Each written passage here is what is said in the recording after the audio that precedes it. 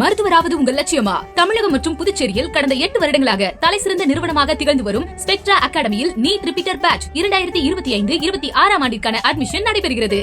இந்த விவகாரம் தொடர்பாக நாம் தமிழர் கட்சியின் தலைமை ஒருங்கிணைப்பாளர் சீமான் புதிய தலைமுறைக்கு அளித்த பிரத்யேக பேட்டியை பார்க்கலாம். ஏன்னா இந்த காங்கிரஸ், பாரதிய ஜனதா இந்த கட்சிகள், இந்திய கட்சிகள், இந்தியாவை ஆளுகிற கட்சிகள், இவங்களுக்கு இந்தி தான் அவங்களுக்கு மொழி, சமஸ்கிருதம் இது ரெண்டும் தான் அவங்களுக்கு மொழி. மற்ற மொழிவழி தேசிய இனங்கள் அவங்களுடைய தாய்மொழிக்கு எந்த மதிப்பும் இல்லை, அது மொழியாவே கருதுறதில்லை. இந்திய தேசிய மொழின்னும் என் தாய்மொழியை பிராந்திய மொழியும்பாங்க. அது நேஷனல் லாங்குவேஜ், எங்கது ரீஜனல் லாங்குவேஜும்பாங்க. நீங்கள் பார்த்துருப்பீங்க. நான் கூட கேட்டேன், நீ என்ன பெரிய நேஷனல், அப்போ நான் என்ன ரீஜனல், அப்போ ஏன் நேஷனல் என்னாச்சுன்னு வரும்.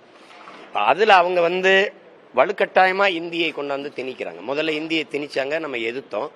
இப்போ இந்திக்காரனை திணிச்சு வந்துருச்சு. இப்போ 1.5 கோடி இந்திக்காரன் வந்துட்டான்ல, அவன் ரசிக்கத்தான் இந்தி பாட்டுப்போம். நம்மளே எல்லா வேலைகளுக்கும் அவர்களை நியமிச்சிடறோம். அவங்களோட பேசுறதுக்கு அறவுரையா இந்தியை கற்றுக்கு பேச ஆரம்பிக்கிறோம். வணிக நிறுவனங்களின் பெயர் பலகையெல்லாம் அவங்களுக்கு வசதிக்காக நம்ம இந்தியில எழுதி வைக்கிறோம். இப்போ நீங்கள் மீனாட்சி அம்மன் கோயிலுக்கு வந்தீங்கன்னா என்னோட பல கடைகளில் இந்தியில எழுதி இருக்குது. உங்களுக்கு தெரியுதுன்னு நினைக்கிறேன். எங்கள் பிள்ளைகளே சாப்பிட போகும்போது வட இந்திய வேலை செஞ்சா தண்ணி குடுன்னு சொன்னா அவன் தண்ணி குடுன்னு தண்ணின்னு கத்துக்குப்பான். அவன்கிட்ட பாணி கராகே சல்தி கராகேன்னு அது இது ஒரு நோய், இது ஒரு நோய். இப்ப இதே இதை எதிர்த்து சண்டை போட்டு என்னுடைய மண்ணில் என்னுடைய மொழியில தான் நீங்க பாட்டு போடணும் அப்படின்னு பேசியிருக்க வேண்டியது யார்? 40 பாராளுமன்ற உறுப்பினர் கொண்டு போறது. இப்போ டெல்லியில இருந்து, சிங்கப்பூர்ல இருந்து நான் தமிழ்நாட்டுக்கு பறந்து வந்தா, இல்ல அரபு நாடுகள்ல இருந்து தமிழ்நாட்டுக்கு பறந்து வந்தா எனக்கு தமிழ்ல அறிவிப்பு இருக்குது.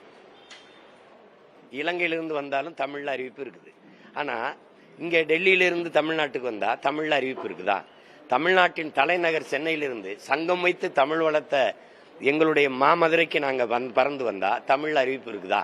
இதையெல்லாம் கேட்டு பெற வேண்டியது என்ன? நீ வேலைக்கு பணிப்பெண்களை எடு, விமான பணிப்பெண்களை எடு. அதுல ஒவ்வொரு மாநிலத்திற்கும் ஒரு பெண்ணையோ ஒரு ஆணையோ எடுத்துட்டீங்கன்னா அந்த மாநிலத்துக்கு கேரளாவுக்கு பறக்கும்போது மலையாளத்துல சொல்லட்டும், ஆந்திராவுக்கு பறக்கும்போது தெலுங்குல சொல்லட்டும், கர்நாடகாவும் கன்னடத்துல சொல்லட்டும். என் மண்ணுக்கு வரும்போது என் மொழியில, என் தாய்மொழி தமிழ்ல அறிவிப்பு இருக்கட்டும். அதான மேன்மையானது. அப்பதானே இது ஏன் நாடுன்னு ஒரு பற்றும் பாசம் வரும். நீ இந்தி பெங்காலி வங்காளின்னா, இங்கிலீஷ் ஹிந்தி பெங்காலின்னா அதுல பறக்கிறேன் பூரா தமிழ. என் ஆத்தாளப்புக்கு ஹிந்தி எதுக்கு, இங்கிலீஷ் எதுக்கு, பங்காளி எதுக்கு? அப்போ அதுதான் இங்க இருக்கிற பிரச்சனை. இதுக்கெல்லாம் ஒரு வீடியோ கட்டத்தான் அன்னை விளையாலாம் களத்துல இருந்து பாராட்டிருக்கேன். வரும் ஒரு நாள் நான் முதலமைச்சர் ஆயிட்டேன்னா அந்த நிலையம் இருக்குல்ல, அது இருந்துச்சுன்னா பாப்போம். மருத்துவராவது உங்கள் லட்சியமா? தமிழகம் மற்றும் புதுச்சேரியில் கடந்த 8 வருடங்களாக தலைசிறந்த நிறுவனமாக திகழ்ந்து வரும் ஸ்பெக்ட்ரா அகாடமியில் நீட் ரிப்பீட்டர் பேட்ச் 2025-26 ஆண்டிற்கான அட்மிஷன் நடைபெறுகிறது.